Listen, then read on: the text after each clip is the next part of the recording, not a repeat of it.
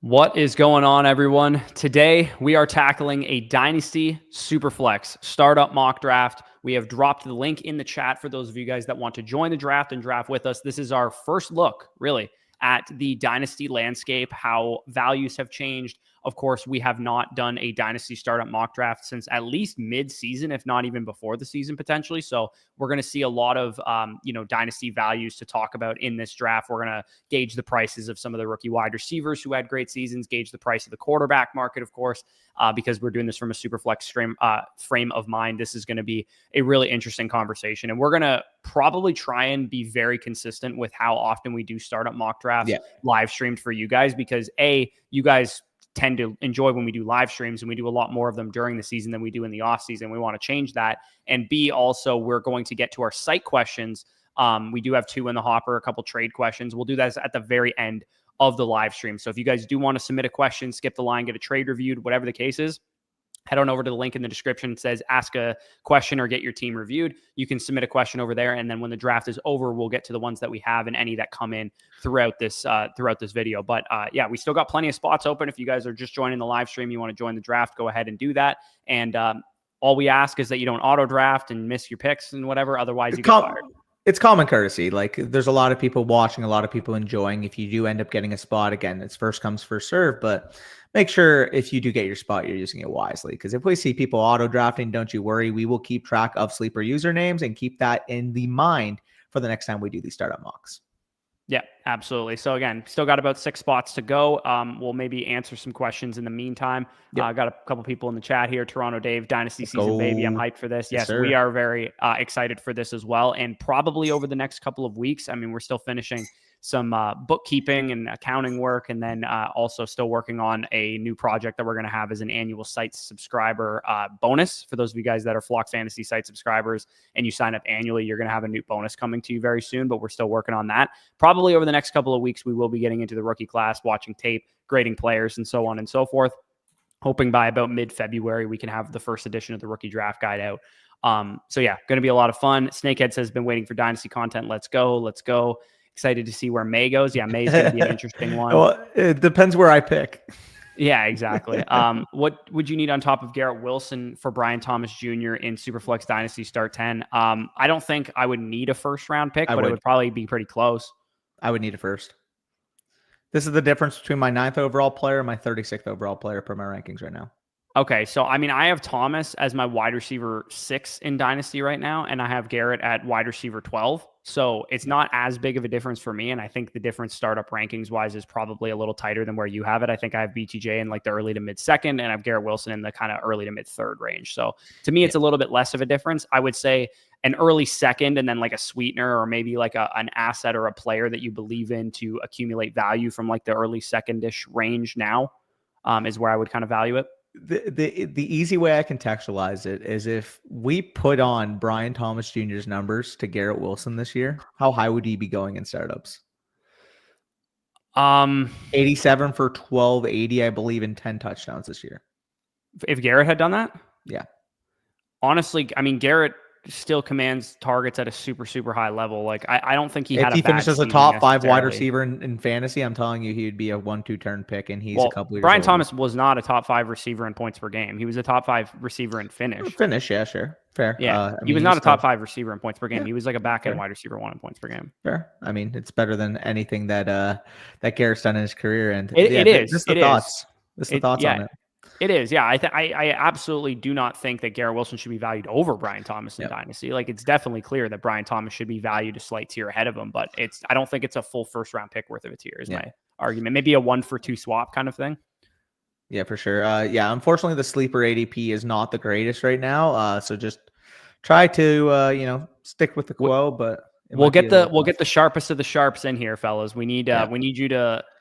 This is why we're doing this. We need you to be like, okay, we got to reset the sleeper ADP here. And like, who do you think should go where is going to differ from where the sleeper ADP is, because this is obviously attuned to last year's ADP. So going to be an interesting, people are going to probably be like, oh, damn, I didn't know he was on the board kind of thing. But for the most part, I think we're going to see some guys get pushed up to the ADP here. Like, I'm looking down. Where's Brian Thomas Jr. here? Wait, Malik Neighbors is fucking under Tyreek Hill. Yeah, not great. We do still need 3 more of you guys to join the draft here. I dropped it into the chat here. If you guys can see the sleeper link again, if you want to join the draft, we really appreciate that. And then we can also get the best information possible is going to be from you guys drafting as opposed to like the ADP like we have to go off of here, because we have the like reactionary nature of like what just happened during the regular season, and we want to see exactly how that's going to play out in the Superflex mock that we're going to do. We're going to do like regular kind of scoring settings as well. We're not going to go 3rd round reversal, I don't think, just because there's some new people to Dynasty. I don't want to like scare them off. We'll mix them some 3RR soon enough. But the 2 things I do want to mention, basically for 2 separate types of viewers.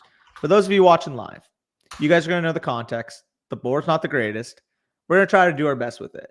You guys might watch this back in a couple months when the sleeper ADP is fixed and think, oh my God, what are these sand eaters doing in this draft?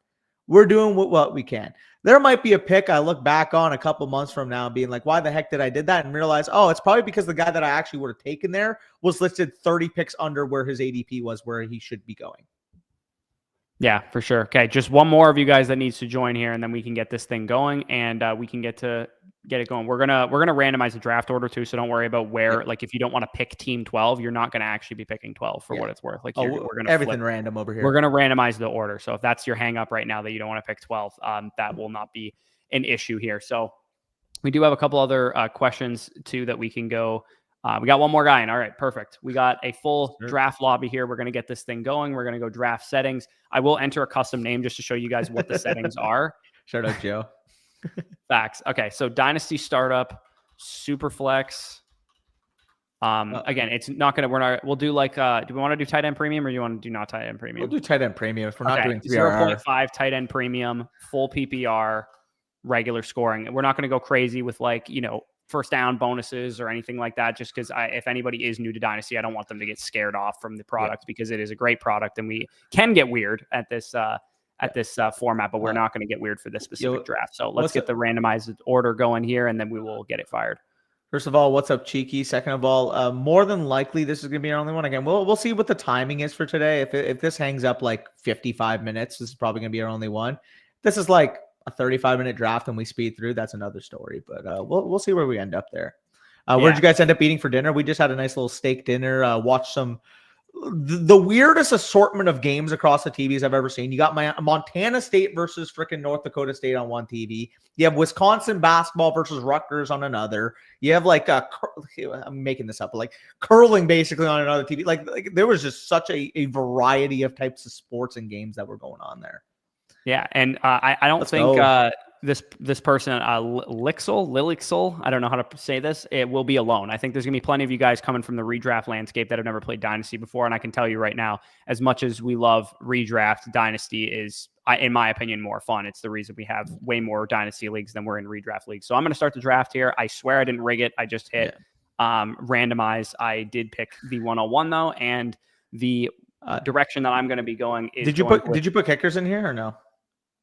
No, we are not including rookies. We're not including rookies. The sleeper UI adds rookies a lot faster than they used to because of how Dynasty has gotten so much more popular. It is way too confusing, in my opinion, to be adding kickers and going, oh, this is the 101, this is the 107, this is the whatever.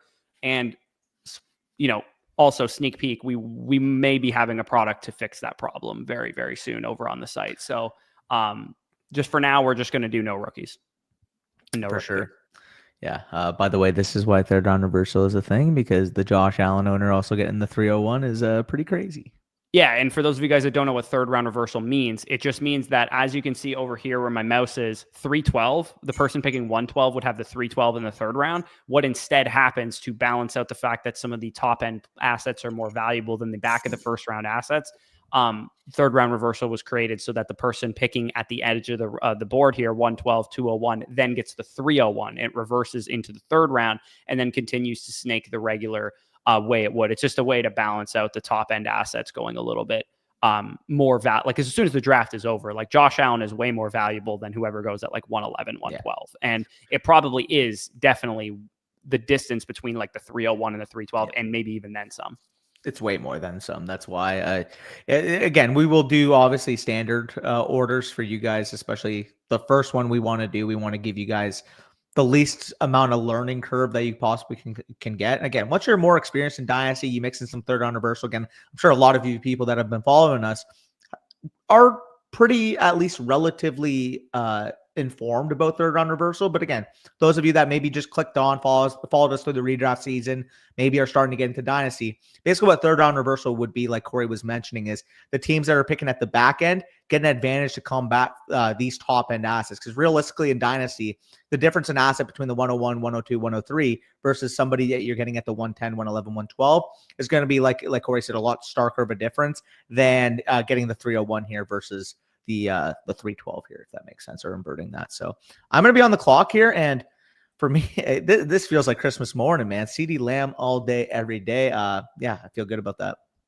Yeah, to absolutely nobody's surprise, Danny would take CeeDee Lamb in a mock draft here. I do want to point out the difference in the board versus last year, where it was like, get your quarterbacks, come on, step right up, get your quarterbacks in the first round. We've seen that maybe that was a little bit too premature of us to have valued the mid to low end QB1 production pieces as high as we did. And while from like a long-term longevity standpoint, you could argue that an asset like Jordan Love versus Bijan Robinson, you should take the Jordan Love type of asset because he's going to play longer in the NFL. He's going to be more valuable, that kind of thing. But at the same time, like, you're getting production value and you're getting longevity with some of these high-end wide receivers, high-end tight ends, as we saw Bowers go in the first round, and, a high-end running back like Bijan.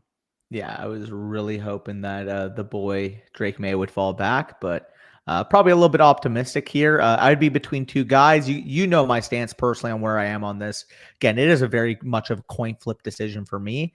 My highest two ranked players here would actually be two rookie wide receivers. And I mean, I got to put my money where my mouth is. I've been calling this guy Baby Nico. Like I said, I moved him up to my wide receiver 4 in Dynasty, 1287, 10 touchdowns as a rookie wide receiver, tethered to a guy that I believe in with Trevor Lawrence with that long-term deal. I think there's a possibility we can see Brian Thomas even take the next step to a 1,400-yard, 12 touchdown level year next year as a second-year player. Yeah, everyone had that on their bingo card as well, that Danny was going to take BTJ. And you know what? He's on the thumbnail of this, so it's a good thing that you did actually draft him. And again, we do want to probably highlight, is this too early for Brock Bowers? We talked about it on the redraft of 2020, or in 2025, we were projecting what the first round, second round, third round would look like in redraft. Do you think in a dynasty format, this is too early for Brock Bowers? In a half tight end premium, again, keep in mind that Bowers is going to have more value than a regular format. Other than Jalen Hurts, I think that you can definitely argue him this high. I think Hurts is the only person that absolutely I would take over him that went behind him. But if you wanted to take Bowers over Jefferson, Bowers over Lamb, Bowers over Drake May, Bowers over some of the other quarterbacks, I don't think it's outrageous. I agree. And again, like if you have more reservations about Hurts, maybe you're worried about the passing volume long term, maybe with a new offense coordinator, hypothetically, the tush push isn't as valuable. Maybe Jeff Stoutland retires. I understand there's more concerns. However, again, I personally would prefer the two wide receivers and Hurts at the minimum. But once you get like literally to the 108 area, you want to argue him versus BTJ. You want to argue him versus Puka. You want to argue him versus Bijan Robinson, Malik Neighbors, all those guys in that range. I'm totally cool with it. Because again, Brock Bowers, if he's the next Travis Kelce at 22 years old in a tight end premium, you're getting a guy that's producing high-end wide receiver 1 production for the next 10 to 15 years. Yeah, no, absolutely. I think you can make the argument, and we said it on that video, that you could realistically argue that Brock Bowers is multiple ones, or at least a 1 and a 2 more valuable than Trey McBride, who is our tight end 2. Like, he has that big of a positional advantage given the fact that he's like 3 to 4 years younger than Trey McBride, already outproducing him. And he was basically in as bad of a situation as you can be in from a, quarterback play standpoint. I mean, their coach just got fired. Again, some people will argue, Bowers was the only guy they had once they traded Adams, and Jacoby Myers is like not really that great of a receiver. What if they had, Ted McMillan in the draft or something like that? I don't really care, man. Like, I really don't care. Rookie tight ends don't have prime Travis Kelce years at 21 years old as rookies on one of the worst offenses in the NFL. Pretty much. And we would have loved to get rookies in there. Unfortunately, it would have been too confusing with the kicker picks because just imagine that, Ashton Jeanty, Ted McMillan, Shadur Sanders kind of worked their way into this board, but just would have been too confusing for those following along after the fact. Wild how far Stroud fell due was a top 5 starter pick last year. Hear me out. I personally can't take him over Amonra, over Nico, over Caleb. Like, I think he personally, for me to take him, would need to be closer to where you're picking at that 301. Yeah, I actually have him like quite literally at the pick we're on right now. I have him ranked 23rd overall. So I would still take He's Drake. 26 for me. Yeah, like I don't think Drake London has gone yet. I would still take Drake London over Yep. him. I would still take Gibbs and Achan and Brees Hall and Bijan over him. I would still take some of the other quarterback options, Herbert, Mahomes. I don't even think Herbert's gone yet.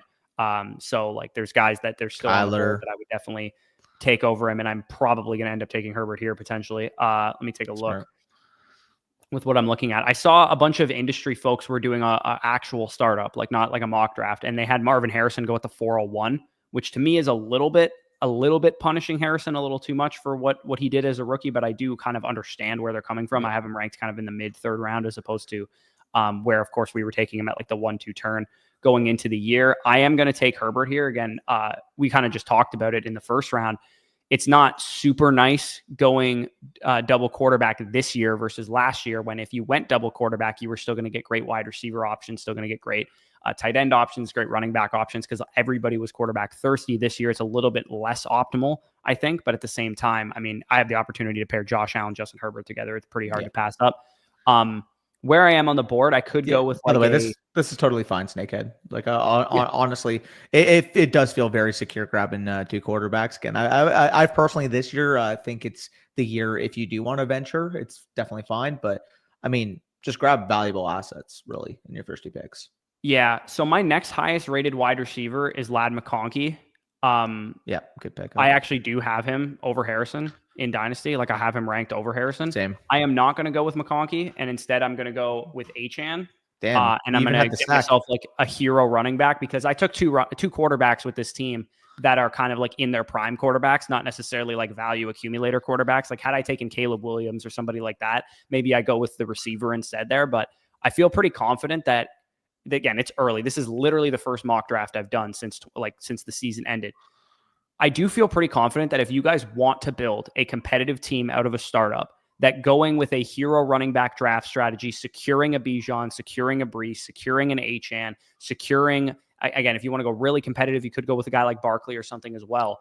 And then filling out your wide receiver core, getting a quarterback, getting a tight end, whatever you need to do, and then wrapping around round 8, round 9, round 10, round 11, round 12, and just hammering running back projections that are either competitive assets like Alvin Kamara, James Conner types, or grabbing, young running backs that you think can accumulate value. Maybe you think ETN is undervalued, or maybe you want to grab a Trey Benson in like the 12th round or something like that. I do think going very light at running back is still a strong thing to do out of a startup. Don't let what happened this year in redraft skew you all the way into Dynasty where you're drafting running backs too early, because I still think you're going to find the next Chuba Hubbard. You're going to find the next Tyrone Tracy's deep in the draft. Yeah, no, I think that's fair. I'm about to be back on the clock in a couple picks. I'm very curious what ends up falling to me, but I mean, you mentioned Marvin Harrison Jr. obviously finds his way there at the 3-4. Also shout out Will. Team 3's team is unreal. I wonder who's Team 3, Will Dillner? Yeah, his team is definitely in a good spot. Yeah, and, I'm a fan. Is time actually up here? Okay, Harrison just went. Sorry, my thing was lagging out there. Yeah, we haven't seen some like any real off the board picks too, which is good. Shout out you guys for keeping it as realistic as we can. Yeah, I do. Like, you definitely could have made the argument that I could have gone Herbert McConkey at my pick and gone for like the stack there, but honestly, like nothing has surprised also me 2-2, to be fair. It's a 2-2. Yeah, nothing has surprised me too much, but also we have seen, like some people have pointed out here, Brees Hall kind of take a little bit of a fall from grace. He was an early second round startup pick going into the year. Marvin Harrison, of course, late first round, early second round pick going into the year. He's taken a little bit of a fall from grace. We're seeing the middle tier quarterbacks, I would say, like kind of the QB 9 to 14 range, 9 to 20-ish range. They're starting to blend together more now than they did last year. Like, for example, last year going into the season, the Jordan Loves, the Kyler Murrays, I mean, unfortunately, Anthony Richardson was kind of in that range as well. They were way more valuable than like the quarterback 18, quarterback 19 in Dynasty. But now you're getting a case where like you got like JJ McCarthy, Dak Prescott, Trevor Lawrence types at quarterback 20 now. And it's a lot tighter of a range where like there's 23, 24 quarterbacks you feel good about, and then it falls off a cliff. Versus this year coming into the season, it was more like, okay, we feel really good about 8 to 10 quarterbacks. pretty good about, another 5 to 7 quarterbacks. And then it's a pretty deep position, relatively speaking, but it looks like we're going to have a lot of quarterback vacancies around the NFL. There's not many of those like, hey, Kirk Cousins just got a big contract from the Falcons. He's going to be like a solid quarterback for you for the next 2 to 3 years. There's not many of those guys in the quarterback landscape anymore. Yeah, no, I would agree with that. Due in part to the fact that Cousins failed. Because he would have stayed in that range. But like Geno is pretty much the only guy standing in that territory. Your boy goes off the board, Bryce. Yeah, Bryce. Bryce Young goes off the board at the 3.9 here. It's a little early for me, but like I have Bryce Young ranked to 45 overall, man. Like I don't think he's a guy that we need to bury in rankings anymore. He's shown enough to me. Agreed. I personally, for me, a little high for my blood, knowing that like guys like, Prescott, Purdy, Mayfield are on the board. But if you are building Young, I don't think it's outrageous to be high enough to take him around this range. Again, probably would have waited personally for like that 4-4 area. But if you thought he was going to go on that turn, I don't think that's outrageous. I guess I'm wide receiver Dan, because I'm just going to take AJ Brown here. He would be my highest ranked player of everyone available. Plus, I do like a couple of these quarterbacks. Again, there's a couple quarterbacks still on the board here that I think might be able to fall back to me.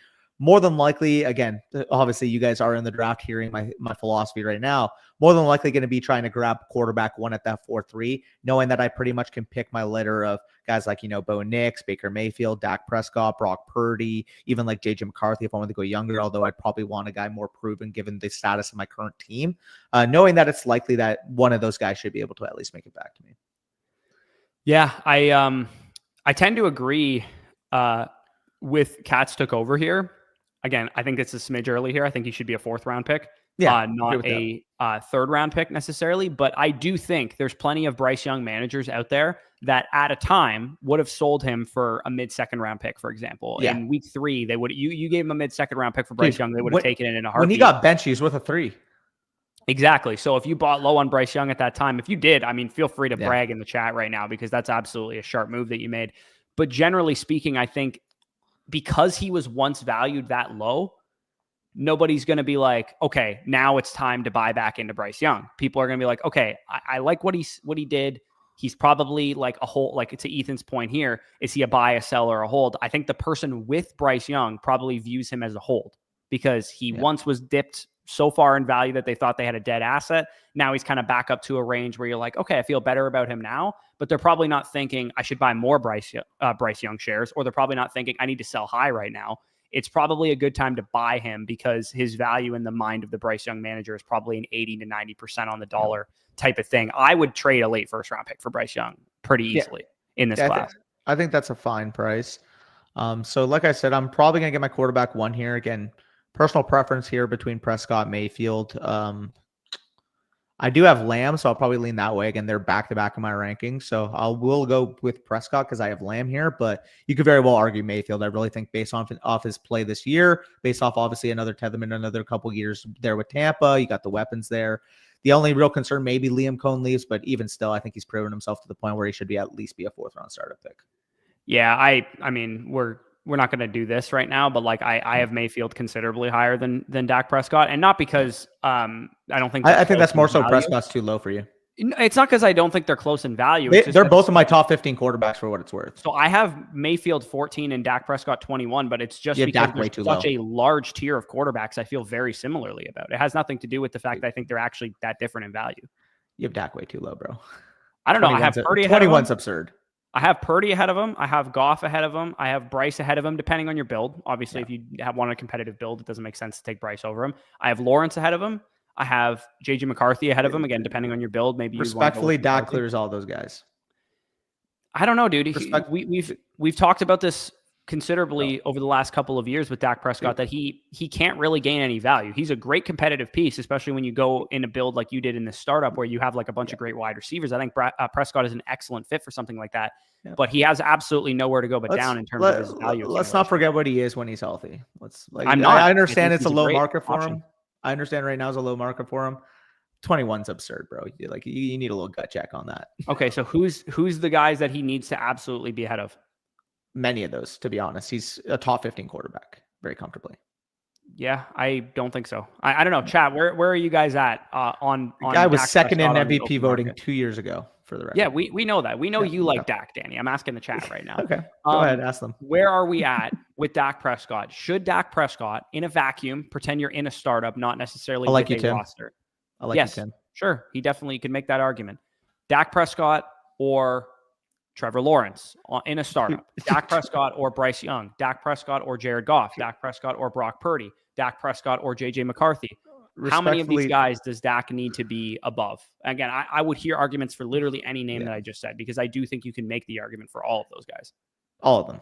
That's my argument. I genuinely think the closest on that list, again, you want to argue Baker over him. I think that's fine. He's younger. He's been productive. So be it. Fine.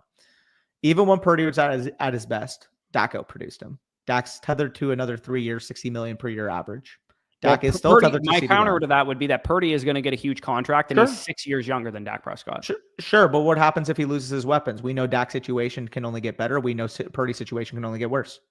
I don't think Dak's situation can only get better necessarily. Why? I think that it's Why is that? He had a rookie offense. I don't think it can only get better, though. Rookie offensive line and one real threat at wide receiver this year.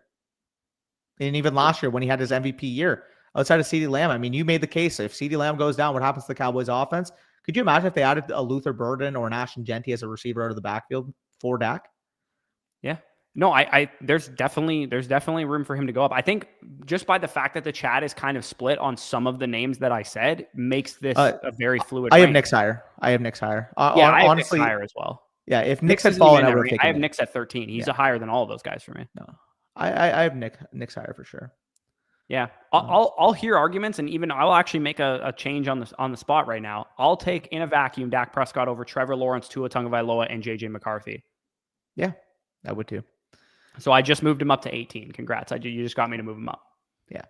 Again, like realistically, the difference between honestly Baker / Dak / Purdy / I have like McCarthy in that range, like you said. Lawrence I have at 18. But if you wanted to, honestly, like I think I'm going to move Goff over Lawrence personally. I don't know where to value McCarthy in that, because I do think the upside is just so high. But at the same time, if you're in a competitive window and you want to take the stability of, a low end quarterback one projection, I don't think that's outrageous. I have Tua lower than that for what it's worth. I have Tua at 21 just because of the market concerns if he suffers another injury. Yeah, he's at 21.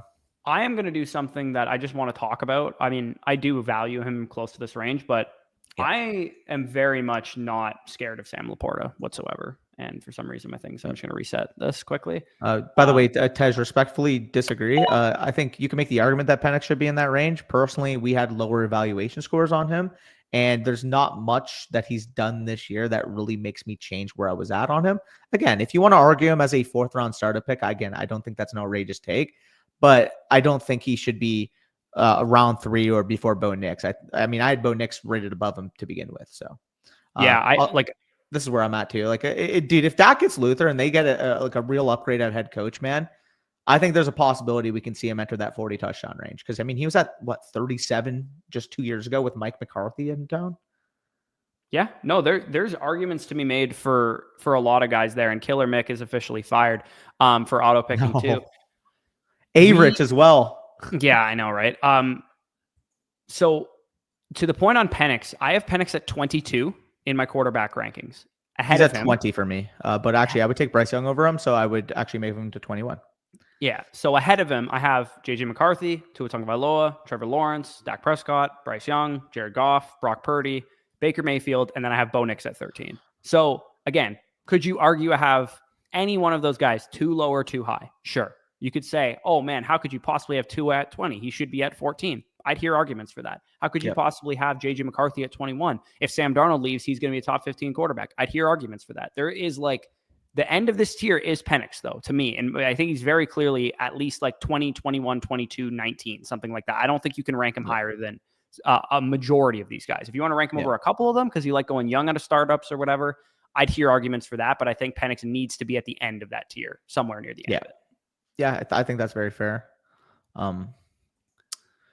I believe I would view those guys as the top 3 wide receivers in the class. I'd have a hard time seeing any of them fall outside the top 20. I would say if any of them were to, it'd be a Mecca, because it feels like Tet's probably going to be a top 10 level guy. Luther at worst probably falls to the 13 to 15 range. Like, I think think the NFL is going to be that sold on Burden. I think it's actually more likely Igbukah gets drafted ahead of him. I honestly think that Luther is very much in the consideration for the Cowboys at 12. I don't disagree that he should be. I'm saying the NFL teams I actually might think would value Egbuka higher because he went to a better program and he was productive for multiple years and he didn't win on screen passes and slot passes and stuff like that. It wouldn't shock me if Burden was like the 29th pick in the NFL draft and Egbuka was the 20th. You know what I mean? I mean, it could be. I'm telling you right now, if Luther Burden is the 29th overall pick, whoever stole him at that spot, congratulations. Enjoy your high-end wide receiver too for the next how many years? Like, dude, that's the thing. Like, if you're drafting Burden to be a 1, maybe that's a little bit of a stretch because he still has limitations in terms of his usage. But, dude, if he's a 2 to like CeeDee Lamb and he could play like that Jordan Addison role for the Cowboys, fuck, man. Get that guy the ball in space. Let him make big plays. I know we don't need him realistically. But knowing that the last thing you think is another receiver. 2 old wide receivers, let's say we do bring Godwin back, I would love to have Burden as a developmental number 1 or developmental number 2 for the future. But yeah, I think if Luther Burden gets drafted 26th overall to the Texans or something, they're going to thank their lucky stars that teams overthought him for sure. For sure. Also, there's a current name on the board that we were talking about before the startup or before the live stream started that definitely feel like should be in consideration here. Yeah, hear me out. Corey, you were the worthy guy. But what we saw at the end of the year, knowing that he's going to be tethered to this Mahomes offense, the fact that I'm basically getting him at a discount for where he was coming into his rookie season when he had, my opinion, at the minimum, a about average rookie season relative to expectations, 5'10" feels really nice. Yeah, this was a very crucial thing that Worthy did to end out his rookie season because, I mean, you can point to some things of him producing at a high level. Like he's got 1, 2, 3, 4, 5 games of over 16 PPR points as a rookie wide receiver. Only 2 of those games, though, came before week 11. So I think there was definitely arguments to be made, and I think that is an absolutely insanely good value for Addison. To be honest. I love Addison as well. I think he should definitely have gone before this. So I have Worthy at 17 and Addison at 19. So like they were the 2 highest rated players. I mean, I was high on both of these prospects. It's been well documented. I loved Addison coming out his rookie season, and also I love Worthy last year. I unfortunately did have him over Brian Thomas and Ladd McConkey, but hey, when you think about it, Danny, our top 6 receivers, not everybody had Worthy, Thomas, and McConkey as 4, 5, 6 like we did in some order. Thankfully, we didn't, elevate Adonai Mitchell over some of those guys. Or like there was people out there that had Jermaine Burton over all of them. Like I'm glad we had the right 3 names. It's just, the order that I had them turns out I should have had Thomas at 4. So I'm sorry that I need to ADP cheese, but I will ADP cheese. Is Bucky Irving still on the board? Okay, now Bucky went. Okay, Chase Brown. I mean, I think that's relatively where he's probably going to go in most people's startups. If he's a 6th round pick in your startups, he's 100% ownership on your teams. Yeah. I didn't actually get to make any arguments, by the way, about Sam Laporta. I think Laporta closed out the season a lot stronger than obviously he begun the season. And this is maybe a hot take, but I think that him and wherever McBride goes, he should go a half round later. I don't think it should be a big gap. Like I think McBride and Laporta are a lot closer as tight end 2 and 3 than McBride should be to Bowers even. Like I think disagree. In an ideal world, Bowers is a mid to late 1st round startup pick and McBride is a 2-3 turn pick. And then Laporta is a late 3rd round pick. Like that's the way I value those I disagree. I personally think that it's Bowers in his own tier. It's McBride in his own tier. And then it's Laporta, Kittle. That's how I view it. Dude, a tight end who had as good of a rookie season as Laporta and then had a solid second season. It was disappointing relative to expectations, but a solid second season nonetheless for a tight end. I think he belongs well above a guy like George Kittle because of the age discrepancy that you have there. And I get it, the but production that we can count on for Laporta. I get it, but we're talking about George Kittle potentially being one of the 5. I think when it's all said and done, he could end his career as one of the 5 best tight ends of all time. Really, I really do. And we're talking about a guy that this year, with quarterback uncertainty at times, Brock Purdy missing time, Brock Purdy dealing with his shoulder injury, he had 1,100 yards and 8 touchdowns, George Kittle. Yeah, you're right. He did. Touchdowns. Here's try this one on for size though. Sam Laporta in week 6, he was or week 2 to 6, he was dealing with like I think it was an ankle injury or something like that. Yep. Starting in week 7, he got back to his full allotment of routes, and this didn't even, for what it's worth, this didn't even stay consistent throughout the season. Like for about a 4-week stretch after week 7 through 10, he was still kind of on and on, in and out of the lineup, not running his full allotment of routes. But he had 12.3 PPR points per game from week 7 onwards. And when you go like from week 13 onwards, like he didn't have a single game under 10 PPR points. So I look at Laporta as, it was a little bit of a slow start, kind of like what Mark Andrews did to start off this year. But dude, I got a tight end through 2 seasons that's been a consistent, top 6 producer. Like, what is he going to do as a 3rd-year player? Like, I know there's target competition there. I realize that they don't throw the ball at a super, super high rate, but I don't know. If I'm investing in a tight end asset like Sam Laporta, I know exactly what I'm getting. I'm getting a solid, crystal clear projection who is still very young, still very athletic, and still could get better.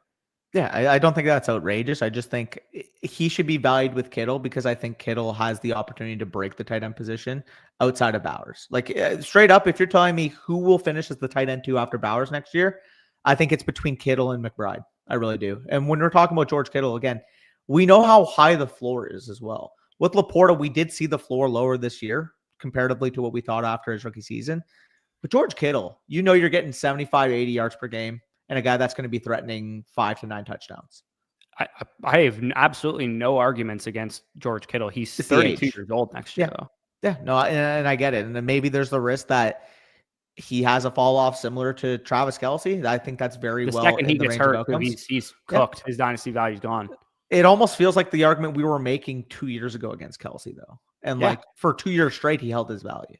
And if I'm getting elite tight end production, especially in a half tight end premium, man, like I think George Kittle should already be off the board right now. The fact that we're going into the 7th round, he's available is pretty insane to me.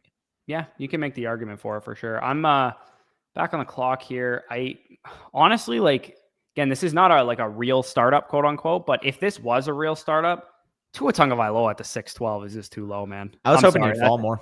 That's just too low. I kept punting it. Yeah.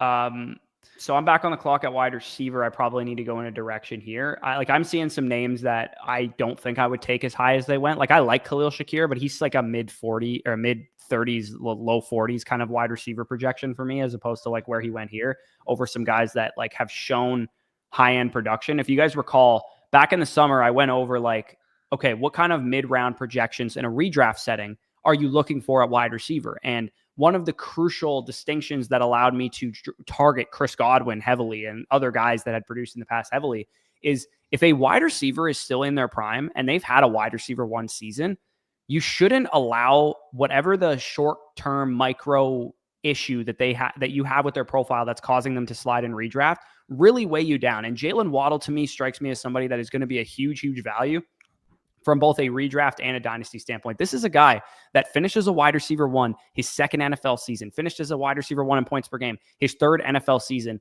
when he was on the field. This year, obviously, terrible run out. Tua gets injured. Tyreek's not playing, or like Tyreek and Waddle aren't playing at the high level that they were playing at before. Dude, 7th round Jalen Waddle is too enticing to me for a guy who's already been a wide receiver 1. And who knows, man, Waddle might be the wide receiver 1 there going forward if Tyreek gets traded. I considered him where I took Worthy. Like him, Addison, and Waddle him, Addison, and Worthy were like the 3 guys that I had rated highest along with Jameson Williams. So 7-1 does feel like a nice little value there. I'm curious to see how you land the plane at the rest of your wide receiver position, but at the same time, knowing that you built with value is a good spot to be. Also, and I built a competitive team, so I'm not going to be scared to venture into the Deebo Samuel, Mike Evans, Devontae Adams types because I built a competitive. Darnold was my guy. Darnold was my guy. Everybody Hubbard loves 7.5 is nice, man. Like Hubbard going after, like I have Hubbard ranked like very closely to like Kenneth Walker and Chase Brown and guys that went like way higher. Like I think Chuba Hubbard should absolutely have gone before Travis Etienne, Isaiah Pacheco, and Derrick Henry for sure. Yeah. Damn, you guys taking Tua and Darnold as your QB3s throw a wrench into my plans for sure. Sorry. Yeah.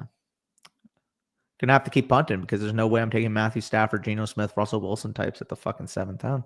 This is a good question from Chasing Breakers.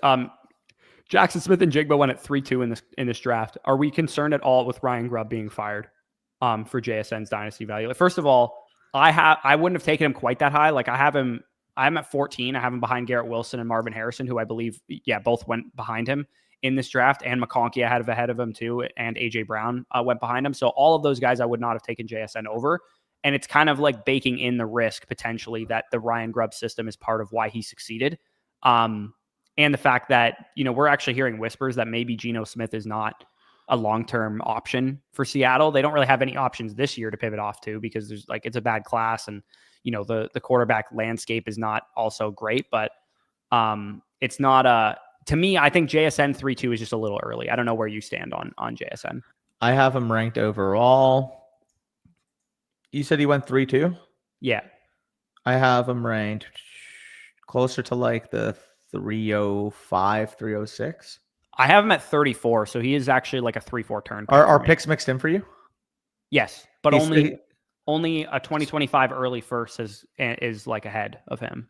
Okay. So like 101 and 102. So he would be 32, I guess. Without so you have early first instead of like the actual pick numbers. No. I have the picks. I mean, early first is in 1-1 and 1-2. Got you. Okay. But yeah, I have him at 31, and the only pick ahead of him would be 101. And after the draft, I would for sure have 102 and possibly 103 ahead of him. So probably around the same range, about without the picks, 30th overall, mid-third round. Yeah, I agree with Chris here. I think Keon Coleman should find his way into this range as well. Tyron Tracy feels like a nice value here, by the way. Yeah, he's a decent value there. I'm pissed that somebody dumpster dived for Hubbard because I was hoping he would fall back to me at the next pick. That's how I feel about Darnold, bro. Quarterback 3 Darnold. I thought I was going to be able to get him as my QB1 at the turn. Or QB2, sorry, at the turn. So I'm going to have to probably reach down the board here. Probably not this pick, but the next couple picks. Just hoping not everybody just spams 3 quarterbacks just to do it. Yeah, the running back position is just really strange in Dynasty. The landscape is there's 8 to 10 running backs you feel pretty good about. And even I have Chase Brown RB10 in Dynasty. And do I feel 100% confident that he's going to stay there this entire offseason? No, I think he could definitely go down. I think he could definitely go up a little bit.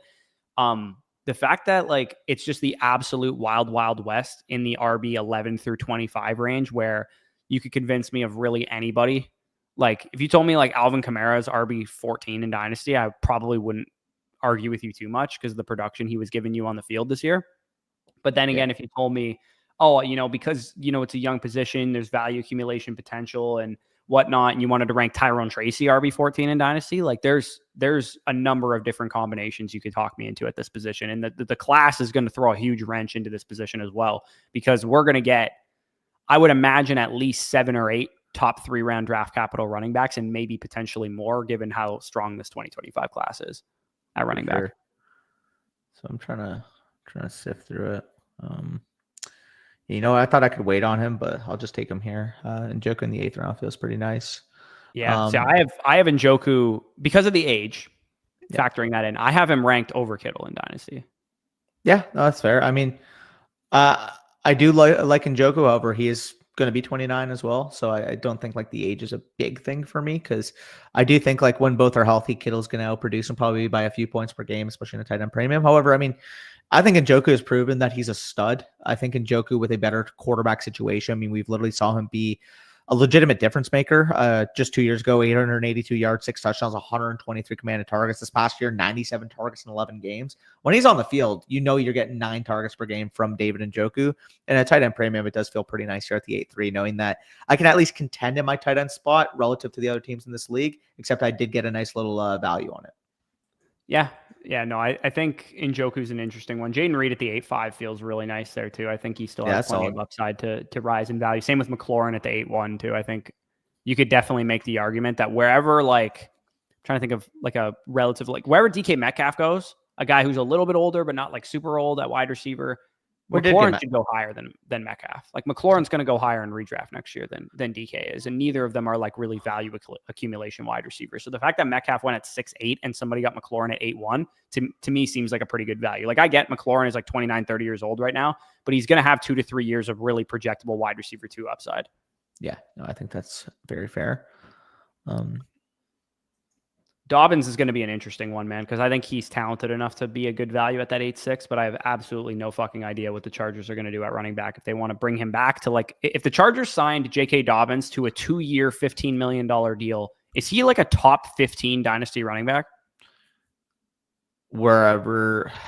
I mean, it's too early to say. I don't know what happens. Let's say tomorrow they re-signed him to a 2-year, $15 million Well, that's deal. The thing. Like, does Tyrone Tracy get nuked? Does Chase Brown get nuked? Like, is anybody getting nuked? Like, I would want to know about the landscape about the rest of the running back position to be able to project that. Okay, but you have to rank it. Is he a top 15 running back in your rankings if you got a 2-year, $15 million deal? I mean, again, probably not for safety, because I think those other guys, assuming they don't get added that competition, I would take over them. But it's tough. It's impossible to say right now. Yeah. I think I would probably, I already have him as RB 22, 23 in Dynasty right now, because I just think he's talented. I think he can still play. And I think he's 21 for me. I think there's actually a good chance that the Chargers would be motivated to bring him back. But we'll have to wait and see on him, because he's an interesting case. Because if he hits free agency and goes to a new team or whatever, and he's part of a committee, like the Giants sign him or something like that, he's going to be a really, really difficult gauge as far as what to do with his value there. For sure. Yeah, literally. This is a good point here. I don't think he'd be droppable necessarily, but if he was RB 36 in my end of off-season Dynasty rankings because he went to a terrible landing spot with not a lot of projectable volume, I wouldn't be shocked by that either. For sure. Would you take Marv May in the 112 for Mahomes in the 101?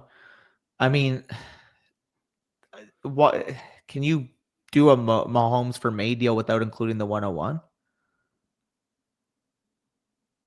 I'm going to take Godwin here because he feels like a really good value. Can you not get... I don't know. What do you think about this? Give me 1 second. Once I'm done making my pick, I'll go back to it. So here's another guy that I think is going to be a good value in Dynasty that, similar to Jalen Waddle, has kind of just been a product of a very bad season this year.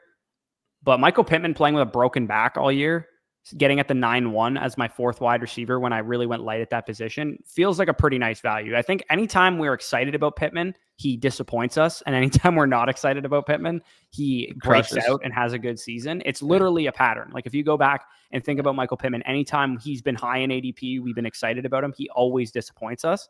I think knowing that he was playing through a major injury this year and probably should have been shut down for the season, and knowing he's been a top 15 to 20 producer in the past, to me, strikes me as good value at the 9-1 for a guy who was drafted probably in the 4th, 5th round of startups last year, I would imagine. Yeah. But anyways, this question here, would y'all take Marv, May, 112, or Mahomes in the 101 for a rebuilding team? I would want a better pick than the 112 because it just doesn't really feel like the gravy I'd want here. I mean, call me crazy here, but I think I just want Marv May in the 112 here. It's probably a very close deal, and I probably do lean that side because I personally prefer May.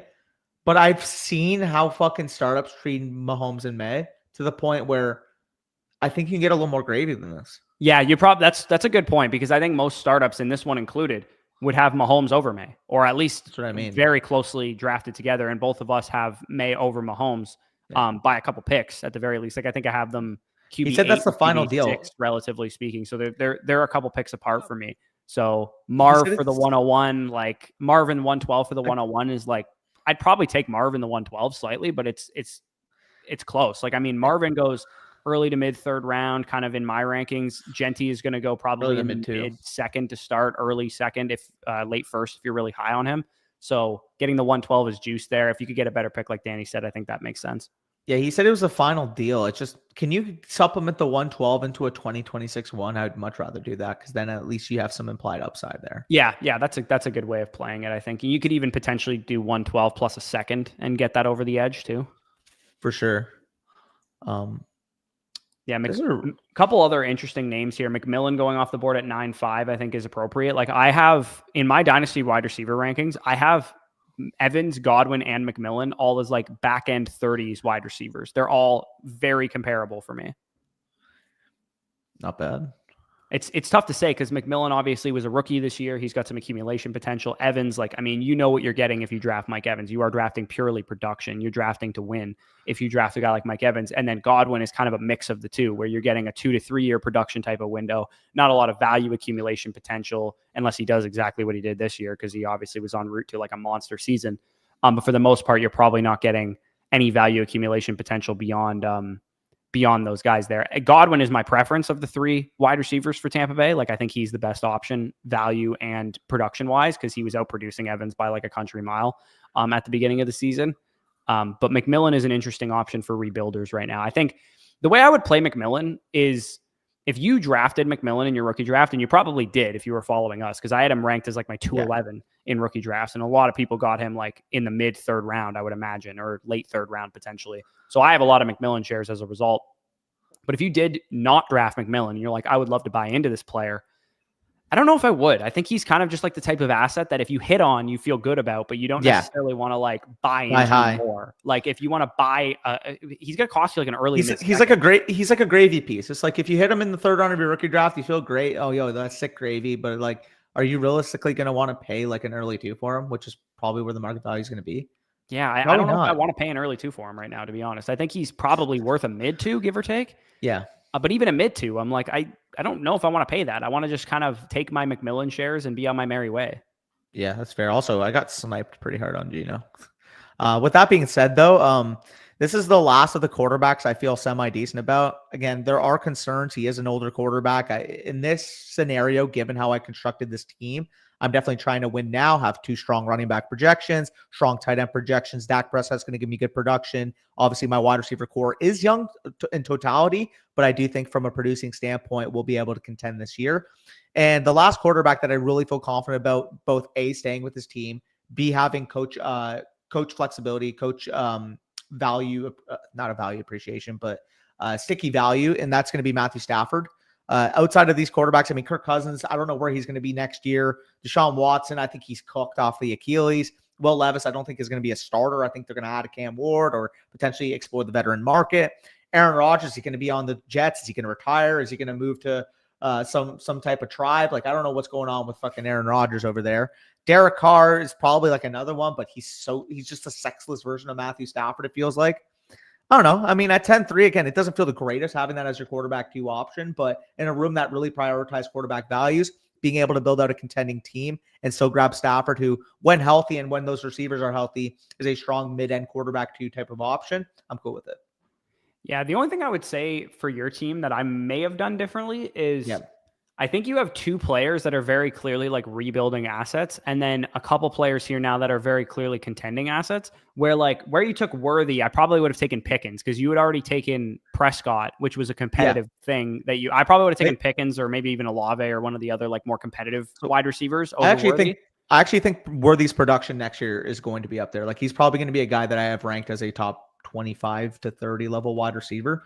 The way he finished this year, man, like, especially in the last 5 games or so, obviously everybody knows that terrible stretch. He had negative points against Tampa, but really after that game, particularly too, when we saw Marquise Brown get injected and him go back to his role of being comfortable, Marquise Brown more of that field stretcher, we saw down the stretch, 11 targets, 9 targets. And if he has a big playoff stretch too, I think 510 is going to be the lowest we see Worthy valued in dynasty startups. If he has a big postseason and he goes maybe 63 yards per game, 0.8 touchdowns per game down the stretch here, is he an early 4th round startup pick, late 3rd round startup pick? Yeah, I think you can make the argument for that. Maybe I'm like on an island with Olave, but like I think Olave is pretty undervalued right now. No, I think Olave is solid too. For what it's worth, and Pickens too. Like I would take both of them over Worthy personally. Yeah. Well, it'd be Worthy, Addison, Olave, Pickens, JMO as the top options there, and it's actually funny that they all went in order respectively. Yeah, color me shocked. Yeah, no kidding. I think I want to go back to the well at wide receiver because this is like the range that I'm dealing with here. Yeah, I'm glad I grabbed Stafford there too because we do see Fields and Russ go off the board. My wide receiver core is kind of mid at the moment, low-key, but I kind of like the way I've built the rest of my team. And I mean, again, this is not a real startup, but if it was a real startup, I would probably find a way potentially to shop Tua to a competitive team that needs a quarterback and or shop Herbert and see if I can like tier down from Herbert to get a wide receiver and maybe a quarterback back, because to me, I just thought Tua was undervalued here. And if Tua is going to go this low in a lot of people's startups, I do think he is undervalued because that whole tier we were talking about with, McCarthy and Lawrence and all those guys, I think Tua is well within that range. He definitely belongs into that territory for me. I do probably need to get a running back of some sort because I don't really have any other than Devon Achane on my team at the moment. I'm dumpster diving, seeing if I can find anything that I like. I don't really Zeke like Elliott, anyone. bro. Come on, Zeke. I think, this kind of sucks. I'm just gonna grab Calvin Ridley here. I think Calvin Ridley, 1,000-yard receiver this year. He's still on a big contract. Tennessee poised to make a quarterback upgrade. To me, he seems like a pretty good option there. I actually think some of the value is actually at tight end right now because it is a half tight end premium draft that we're doing. You can make the argument like Ferguson, Ingram, Kyle Pitts, some of the guys here, whatever ones you want to go after. I know everyone just threw up in their mouth that I said Kyle Pitts' name, but realistically, he's a 24-year-old tight end and has some accumulation value. Again, maybe he just sucks. Very possible. Don't draft him if you think that's the case. But with tight ends, man, we've seen these guys be zeros for 2-3 years of their career and then just come out and produce. And a guy like Pitts, the level of athlete he is, I do think it's all mental, man. Like if Penix is going to just, I also just think he can't run like he used to, bro. I'm not gonna lie. If Penix is just going to uncork footballs, though, dude, like I don't know, man. Like I'm going to be kind of excited about the weapons in general, like not just London and Bijan. So I gotta ask you this. I'm gonna grab Ramondre. I don't love that pick, to be honest. I probably would have traded back there, but you actually sniped me. He's got a big contract. Drake May's good. Gerard Mayo seemed to be the one that had the major issue with Ramondre. Like for whatever reason, he was just like, yeah, you know what? Ramondre's been shit for us lately. So I'm going to bench him today and watch Antonio Gibson run for 1.5 yards per carry. It's like, I think the new coach, whoever it ends up being, will probably value Ramondre a little bit more than Mayo was. Bro, he's imposing his will, bro. Come on. Yeah. I don't know what Ramondre was doing. I do think this might be the range where somebody should take the shot on Tank Dell as well. I know he's probably going to miss most of, if not all of next season, but I do think he probably belongs to go off the board pretty soon here for a rebuilding team. Wait. Okay, sorry. I'm going through some of these late listed guys. So somebody reached an injury settlement with the Jets. Hamza El Zayat. 5'8", 162. Sorry, you mentioned Tank. I scrolled down the board and I was just finding some random names. Okay. Yeah. Never heard of that guy. That was very random, but yeah, sorry about that. I'm gonna change the draft board to 30 seconds just so we can go a little bit faster on these picks as well. Sounds good. Dude, I'm in the guts right now. Holy crap. I'm in the absolute guts. Yeah, it is worth pointing out, by the way, if you guys are new to Dynasty, if you're trying to do startups this offseason, a few announcements. Number one, our site has Dynasty rankings fully up to date. So if you are doing startups, definitely check out flockfantasy.com. The link down below is for that in the description. Second, we're doing a big update to the trade value chart today. And probably late this week, early next week, we will have a trade targets by position type of video coming out. I'll probably rip that solo and give you guys some ideas for trades to go after based on current keep trade cut values and that kind of thing. So if you're looking for trade targets, that'll be coming soon. Third, we are working on a new product for annual site subscribers that they will get a free bonus, voucher to use once that is live. So if you are thinking, hey, it'd be nice to get into Dynasty this year, you sign up for an annual, you get 6 months for free. You're covered all the way from now until next January, which means you'd be covered through the Dynasty rookie offseason, through the startup season, through the redraft season. You get our redraft guides, Dynasty guides, all that stuff for signing up over for the 6 month for free annual subscriber thing. And you'd also get a free team review when you sign up with code FSE, and you will get a free version of the new product that will be coming out probably later this month, maybe early next month at the latest, but hopefully later this month we'll have those live. And sneak peek, to give you guys an idea of what the product is that I'm referring to. What do you most associate Danny and I with doing in Dynasty leagues? That's a sneak peek to what the product is going to be. And here's a hint. Here's a hint. Okay, because Booty Clap King, also shout out to your name, is he's asking. The hint is we make trade value charts. The new product is going to have something to do with trading. Yeah, pretty much. So that will be something, and that will be a personalized product, by the way. It's not like a one-size-fits-all thing. It will be, you send your team in, and there's something related to trades that we will send you back. Yeah, dude, you're lucky you got Otto Jennings. I would have taken him. Yeah, that's unfortunate. Uh, Jennings, Coker, and Jones going, and Engram for that matter, going back, and Ferguson for that matter. All those guys going back to back. Wait, why am I getting autoed? 30-second timer, my man. Oh, when did that change? I literally said I was changing it. Turn your When? auto draft off, and I'll remove the No, player. that's fine. I'll take Derek Carr. It's fine. All right. Saints franchise quarterback Derek Carr. You should probably still turn your auto draft off though, so you don't auto the next pick. Yeah, I was too busy explaining how I was getting sniped, and then I just realized the fucking timer changed. Yeah. Redraft is TBD with the Flock League. LOL JK. Yeah, I mean, here's the thing. My Flock League performance was not good, but you win some, you lose some. Sometimes you take some risks and they pay off. Funniest comments by far. And they don't pay off. Funniest comments by far were, I don't know if I can trust FSE now after that performance in the Flock League. It's like, buddy, we're in fucking 15 leagues. You can check the rest of our portfolio if you're curious. Yeah, if anybody is curious, so you want to do the little check, I can go through and make the additions and all that stuff. I know my ROI this year was like quite good. Like I won 3 leagues and they were one of them was our most expensive league, which was the listener redraft league that we were in. I think I put in, I don't know, $1,500 to $2,000 into fantasy football this year between my 15 leagues. And I walked away with 2,700, 2,750. And that's not including best ball winnings and that kind of thing. If you count best ball winnings, fucking holy. Yeah. So if you're wondering, am I a complete nincompoop for coming in last place in the Flock League? It's like, yes, in that specific league, I did not make the greatest moves. My waiver additions were not good. My trades were not good. My draft wasn't great. But you know, some leagues you do, some leagues you run pure in, some leagues you run terribly. And if anybody looked at my listener league team, you'd be like, how the hell did you assemble this thing? Yeah. I mean, I got one answer specifically. To be fair, I can't even say anything because I traded Jordan Mason for Joe Mixon, but I'm just thinking back on that Chase Brown, Malik Neighbors for Jonathan Taylor deal. I sold Jonathan Taylor high and bought Chase Brown and Malik Neighbors low. Oh, yeah, no, let's just say we did pretty well. Now, for what it's worth, again, shout out Underdog with our contract. They did obviously load up some for us to be able to make content with. But even if we just assume that every single dollar that we put into best ball was straight from our pocket, I want to say, I mean, that plus redraft this year almost feels like 1.5 to 1.8x. Again, I haven't done the pure math on it, but just on my personal account alone, I had over $4,000 in there.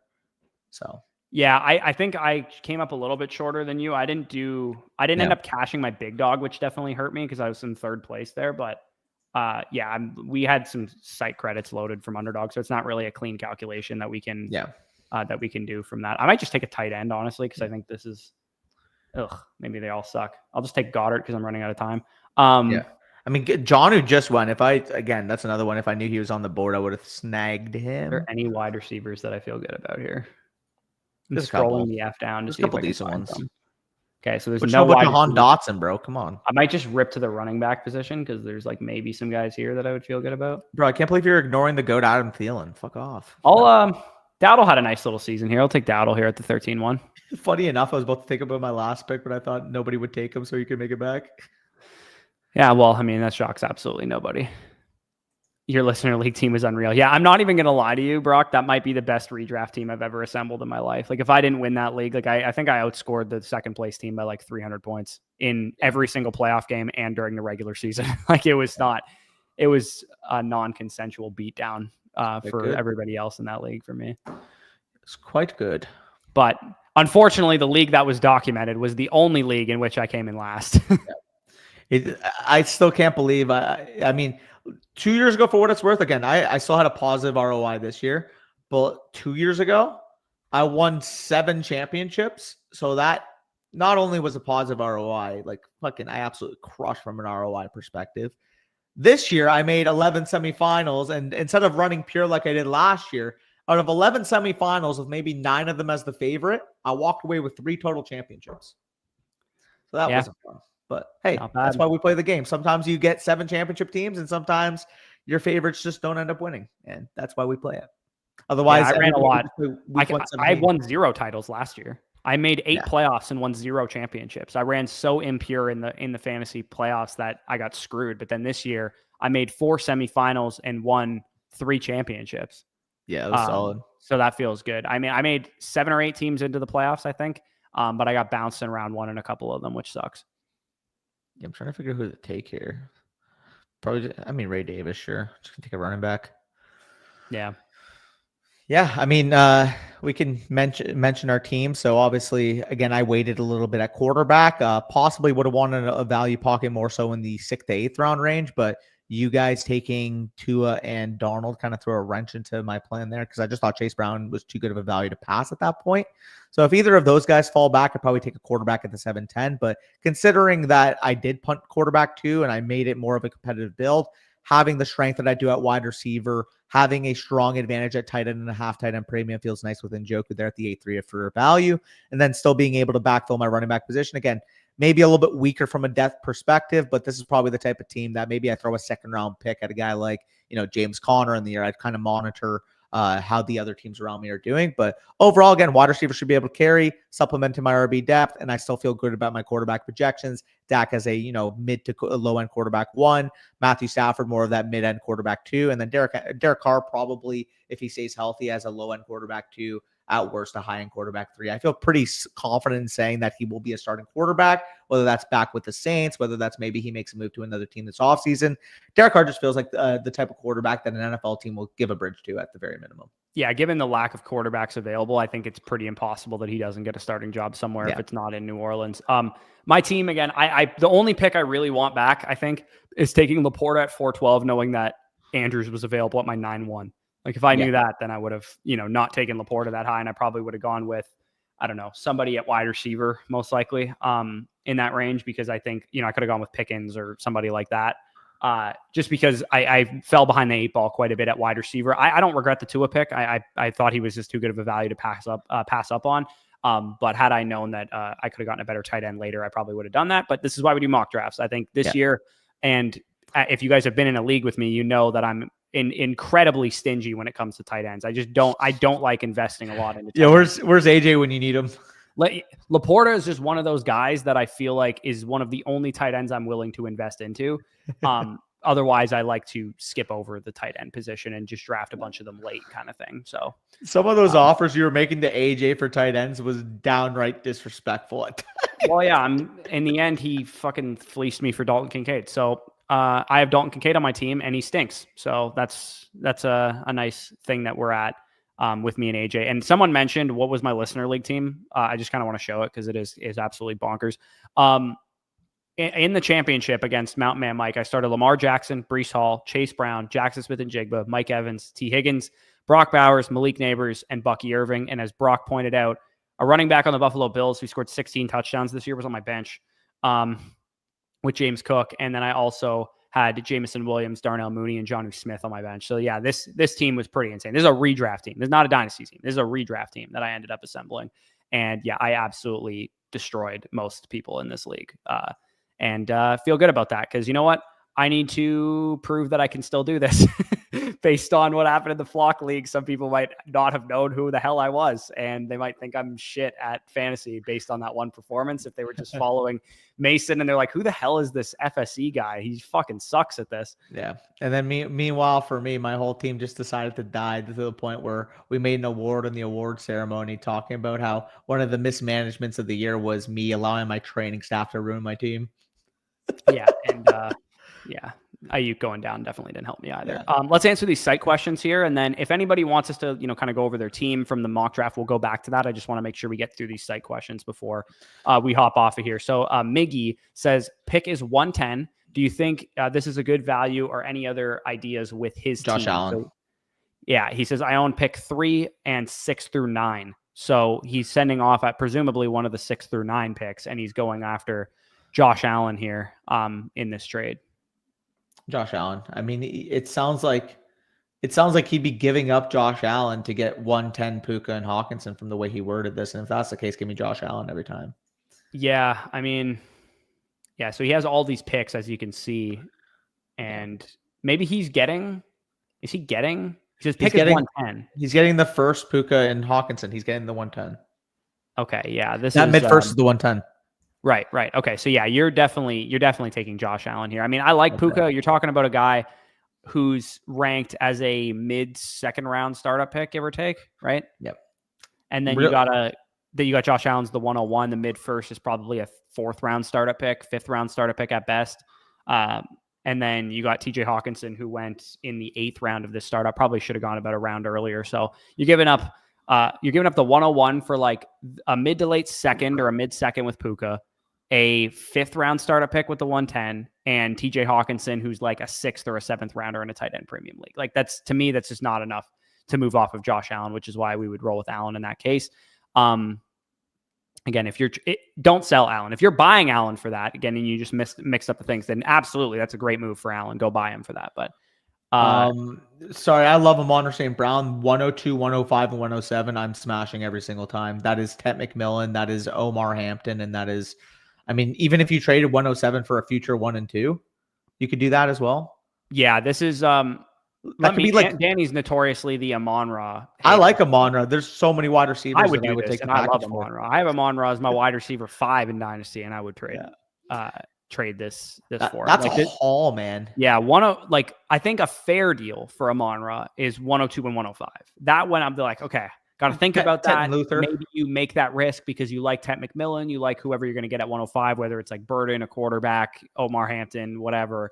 For me, it's like, dude, you throw the 107. That's enough of a sweetener for me to pull the trigger on this one before I even know where these picks, the players that I'm going to be looking at here. Because even if you prefer the top end talent in this draft and think, oh, once you get to 107, it probably falls off. Which, by the way, I don't even think is the case. We've gone through it. I think even if it's that's a Caleb Johnson, that's an Emeka. We get zero first round quarterbacks this year, and that's still a good move for you. Yeah, but let's just say even worst case scenario, 107's on the clock in your rookie draft. You're going to get a 2026 1 and 2 for that, at least straight up. Oh, yeah. So if you're applying that 102, 105, 2026, 1 and 2, you're taking over Amon every time. And again, I really like Amon still. Like, I understand I have him lower than you comparatively. That's more so just the complexion of the wide receiver position rather than me disliking Amon himself.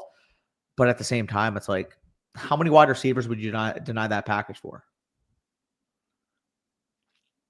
The only one I probably don't do this for is Chase. I might sell Jefferson or fucking whatever for this. This is a really good offer. Especially you get 2 first round quarterbacks, forget about it, dude. Like you're talking about you're selling a mid to late first round startup pick or a late 1, early 2 first round startup pick with Amon-Ra for like a mid to late second with Ted McMillan or an early 3rd at the very least with Ted McMillan, and then like a late 3rd and a 4th or something like that. Like we're talking a lot of, like if you were in a startup draft and somebody offered you for your 206 or whatever, your 204, where you're going to take Amon-Ra, someone offers you their 212, 307, and 406. Like you're taking that every single time. Yeah, we agree on that part. Arthur asked about our playoff best ball exposures, which I thought was an interesting thing. I wouldn't mind showing mine really quick. You can show yours. Yeah. Now, unfortunately, one of my higher pieces. I just ended up with a lot of Ravens. It felt like based off how the ADP was flying, but unfortunately, I had like 22% Zay Flowers. I also had a decent amount of Zay Flowers as well. So, my exposures, you guys can see them here in playoff best ball. I ended up with. What is this? 1, 2, 3, 4, 5. 5 of my top, what is that, 7 or 8 players are Buffalo Bills. So I'm going to be a major Bills fan. And as you can see on my 2 big mittens, based on the entry fees that we have in here, Keon Coleman, Amari Cooper, Dalton Kincaid, Josh Allen. Like I have a lot invested in the Buffalo Bills. Like the Buffalo Bills need to do some damage in the playoffs this year. Same with the Philadelphia Eagles. You can see I got a lot into Hurts. Decent amount into Devontae Smith is my second highest rostered player as well. So other than Tampa, and I mean, even Tampa, like I don't have too much invested. I got Mike Evans at 22%. Bucky Irving, I have 14.8%, but he is on one of my my big mittens as well. So I'm pretty invested in the Bills and Eagles. And I guess next would be like the Ravens, I guess. As far as the other teams I've invested in, I got a decent amount of the Vikings as well. I didn't want it to be that way, but that was just a good way to play it on the board. So we're hoping, first of all, too, that Amari Cooper plays this week because he has not been like, if you look up, is Amari Cooper playing this week? Fantasy Pros has him listed as out, but it has not been officially announced that he's going to be out for this game or not. He hasn't returned to the team is what the official report is yet.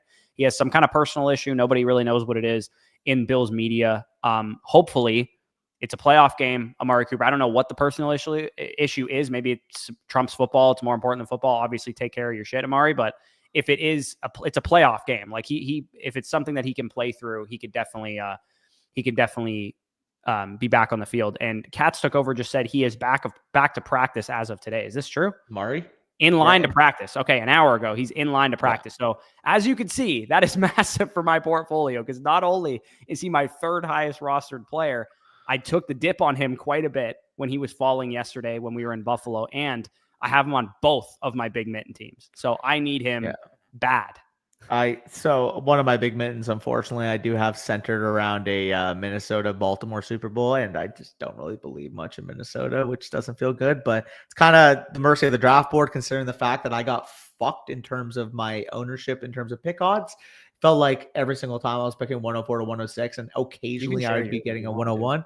I thought I actually had my screen shared. I can't even lie, but I was just looking through. This was one of my teams. Darnold, Derrick Henry, J.K. Dobbins to get me through over the edge. Would have Cam Akers as well in the Super Bowl. If you're counting a Minnesota-Baltimore Super Bowl here, Darnold, Henry, Akers. Unfortunately, this team does have Zay Flowers in a bigger mitten, which isn't ideal. However, knowing that I have Jefferson, Andrews, Hawkinson, and Quentin Johnson to at least get me over the top in terms of making my lineup this week, it feels pretty good. This would be my other bigger mitten team. This one is centered around, I believe, Philadelphia versus KC. And I also think I have outs to Philadelphia or the Rams making the Super Bowl versus KC here. Do have Jalen Hurts, Matthew Stafford here, Isaiah Pacheco. Again, I do have Philadelphia build, but Josh Jacobs being at pick 40, even if it's just a one-off, felt like too much value to pass up. Kenneth Gainwell here to ultimately make a Philadelphia versus KC Super Bowl if that were to happen. And then, like I said, with the Rams here, Philadelphia, KC, and I do have 2 Rams receivers along with Hollywood Brown. So I'd be able to field a full Super Bowl lineup if it's either KC versus Philadelphia or KC versus the Rams. So again, you're kind of at the mercy of the draft board. I actually got the 104 here, but thankfully Jalen Hurts fell to help me at the quarterback position. And in terms of my overall exposures, like I said, unfortunately, QJ is my number one. He's a last round pick. I like the game environment against Houston. Like I've talked about, if there's one team outside of the top 3 in the AFC that I think could make the AFC Championship, it would be the Chargers, because I think from a cultural standpoint, QJ, again, big play nature. Is he a very dependable option? No, but when you're getting him in the last round of your drafts as a potential 1 or 2 off, I was perfectly fine with that. I actually have him on one of my big mittens as well, which helped. Zay Flowers, unfortunately, not being in the equation sucks, but because I drafted a lot of Zay Flowers along with the other Ravens receivers, like I drafted them along with Mark Andrews, along with Rashad Bateman, along with Isaiah Likely, I feel like I can avoid the hit more than if I just had a ton of Zay Flowers and not a lot like aside from him. So that helps there. Again, those are my overall exposures. Pretty much all the guys that I have over 20%. A lot flatter than mine. A lot flatter than yours? Dude, I have 15 players over 25%. You have 4. Yeah, that's pretty wild. Running back, J.K. Dobbins, Josh Jacobs, like I said, even if they're just one-offs, they felt like really good values in my drafts. Jahmyr Gibbs, it almost felt like I was venturing him 103, 104 a lot of the times. Because in a lot of these rooms, I was trying to really push Jared Goff down. Because I think one of the biggest mistakes that people are making in these drafts right now is taking Jared Goff at like the 7th overall pick or the 8th overall pick. Because there are teams out there, I'm telling you right now, that will have Jahmyr Gibbs, Amon St. Brown, and then being able to get Jared Goff in the 3rd round or later. Yeah, it's weird too, because the teams you're invested in are also like the polar opposite teams that I'm invested in. Yeah. I mean, part of it was that you kept getting 104, 105, and 106 in the drafts, and I kept pulling 101s, 102s, and 103s. But it's funny because your highest invested teams, like if you go to your exposure, you see it's mainly Detroit Lions, Los Angeles Chargers, and Baltimore Ravens. Whereas with me, it's mainly Buffalo Bills, Philadelphia Eagles, Minnesota Vikings. I wish I had more Bills. A little bit of Ravens, a little bit of Lions, but it's mainly the Bills, Eagles, and Vikings, and a little bit of Bucks too. If I can find that one team where I got Jared Goff to really fall. Now here, I'll let you look for that. I'll go over my big mittens quick, or my bigger mittens quick while you're doing that. My one bigger mitten team, you got Buffalo 5-stack with Detroit and Tampa Bay 2-stack. So I could field 2 Super Bowls with this one, where I got Josh Allen, James Cook, Amari Cooper, Keon Coleman, Dalton Kincaid on this team. And then I have outs for Bucky Irving, Mike Evans to make the Super Bowl against the Bills. And I have outs for Tim Patrick. And who's the other Lion that I have? I have another Lion somewhere. Oh, maybe I only have 1 Lion. Where's my, am I stunned? I only have, I have 6. Do I have 6 Buffalo Bills on this team? I do have 6 Buffalo Bills on this team. I thought I had 5. So I can technically field a Bills Lions Super Bowl, but only with Tim Patrick as the only Detroit Lion there. So I guess Bills and Bucks is what I'm looking for in this one.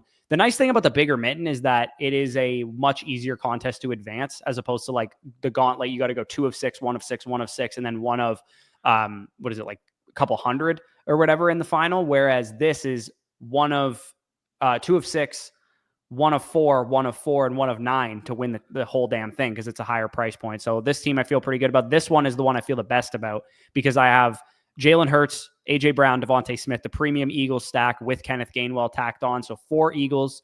I got 4 Bills with Ty Johnson, Khalil Shakir, Amari Cooper, Keon Coleman. And then I played my one-offs, I think, pretty well, where in the first round, my only running back that I really need to have a good game is Joe Mixon because Pacheco is on bye and these 2 guys are backup running backs. So if Mixon has a good round 1, even if he doesn't even get to round 2, that'll go a long way for my team. And basically, I'm hoping for a Bills and Eagles Super Bowl. In both of my bigger mittens, I'm relying on the Buffalo Bills to make a far run. So I need the Bills to do some damage here for sure. Yeah, and if it becomes a Bills-Lions Super Bowl and I can get this team past round 1, I feel great. Now, it does feel weird that I have it all on the Lions side and only one Bill, especially knowing that the Bill is my only AFC team. But if I can just get this team through, because I basically prioritize 1 week projections for week 1 with my other picks. I have Jared Goff here at pick 33. And that was in a draft with us, obviously. I knew for the most part that a lot of the guys drafting in there, sharper players. The one guy that didn't have a quarterback had Justin Jefferson, so he was most likely going to take Darnold. So I tried to push Jared Goff, and sure enough, I was able to get him to fall. So I get Jared Goff there. Like I said, Jaden Daniels, even if it's only for 1 week, there is still the possibility if they do upset you guys that I would have the Jaden Daniels Zach Ertz stack. So I do have that built there. I do like Jalen McMillan's projection for this week as well, especially at his ADP. Like I said, Khalil Shakir is probably going to work into my lineup as well. Hopefully he has a big game, is able to take me over the top. And then Josh Jacobs working at the running back position, 20 picks past ADP. Because realistically, if I'm fielding a lineup this week of Daniels, Jacobs, Shakir, McMillan, and Ertz, probably not the strongest 1 week projection, but as long as I'm able to finish in my top 2 of this pod, going into the following week, having a potential Super Bowl lineup with Goff, Gibbs, Montgomery, Amon-Ra, Shakir, Laporta feels freaking nice. That feels almost as close to nutted out as you possibly can, minus maybe having a Jameson Williams in here. Yeah, no, this is a good looking team. We had a bunch of drafts we weren't in together because we kept like the gauntlet was filling like crazy when we were in Buffalo. So there was a number. Was I in this draft? Go to view full draft. I'm just curious. We streamed this one, I believe. We streamed this. Did one. We stream? Okay, yeah. So this was one of my Josh Allen teams. Yeah, that's interesting for sure. Well, and that was part of it too, because I figured it'd be a sharper room because typically, like when you're in random drafts, like you'll see people, people do not stay in their own lanes at all. Like I've seen a million people tweet out screenshots of people taking 3 and 4 quarterback builds and stuff. Which I mean, it's part of it. Like people who are casual players hopping into these drafts, you can't really get mad at it because you kind of almost want some players like that, but you sometimes get unfortunately unlucky that they snipe your players and not your league mates players in the pod that you're in. Yeah. And for what it's worth, again, like when we mention like, oh, we're building Bills, we're building this, we're building that, we're more so just saying it because it gets more competitive for those players. It's the betterment of our own teams, not necessarily any other factor. Yeah, no, exactly. So we'll probably close this one out. We can, whoops, that's a little big. Yeah. There we go. Hopefully you guys enjoyed the Dynasty Startup Mock Draft. We got a good first look at some of the values that we were talking about there. Little underdog recap of our Buffalo trip yesterday. And then also went over some site questions as well. Of course, if you guys do want to submit site questions, we can answer those for you anytime. We can do those, send you clips back, or we can wait till the next live stream to answer those, whatever the case is. So yeah, definitely feeling pretty good about the Dynasty landscape as well. Also got a team with Goff, Gibbs, ARSB. That might fucking take it home. Holy crap. Yeah, absolutely. That's a crazy one. So anyways, like the stream if you enjoyed, subscribe, all that good stuff. But with that being said, peace out. We'll talk to you soon.